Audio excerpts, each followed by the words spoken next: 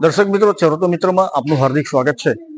મિત્રો, નડિયાદ શહેરના ભદ્ર વિસ્તાર એવા સાંજ બજાર વિસ્તારની અંદર રાત્રે 9:45 સુમારે જ્યારે સોના ચાંદીના તમામ દુકાનો બંધ થાય છે તે વખતે નડિયાદ શહેરના ભદ્ર વિસ્તારમાં લૂંટનો નિર્મમ પ્રયાસ કરવામાં આવી રહ્યો છે તેવી એક વાત સામે આવી છે। જેમાં જોવા પ્રમાણે સુરત ટચ નામની આ દુકાનના માલિકો જ્યારે આ દુકાન બંધ કરીને જ્યારે પોતાના ઘર તરફ જઈ રહ્યા હતા તે વખતે અજાણ્યા બે શખ્સો હોન્ડા ઉપર નજીક આવ્યા હતા અને લગભગ અહીંથી થોડેક દૂર એટલે 15 ગજની દૂરી ઉપર ફાયરિંગ પણ કર્યું હતું।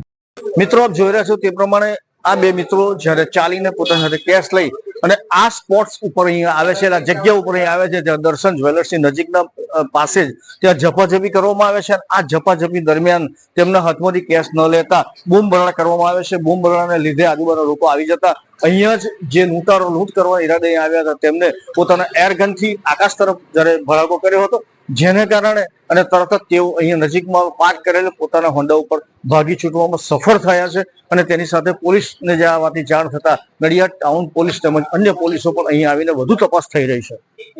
મારું નામ પૂર્ણાંક સોલંકી છે। અહીં ભાવસરવાડામાં મારી દુકાન છે સુરત જ નામની। અહીંથી હું દુકાન બંધ કરીને ઘેર જતા બે ઈસમોને મને લૂંટ કરવાની કોશિશ કરી। રિવોલ્વર બતાવીને મને ગભરાવ્યો પણ હું બૂમાબૂમ કરતા લોકો ભેગા થયા અને એ નાઈ ગયા। અમે એક્ટિવા પર જતા હતા અને એ બે મારી આગળ આવી ગયા એક્ટિવાની આગળ। મેં એક્ટિવા બંધ કરીને બૂમાબૂમ કરી। મારી દુકાનની થેલી માંગતા હતા, મેં નહીં આપી, બૂમાબૂમ કરી એટલે ભાગી ગયા બાઇક પર બે। ફાયરિંગ હવામાં કર્યું, રિવોલ્વર જેવું હતું અત્યારે એમની જોડે। કેટલા જણા થયેલા?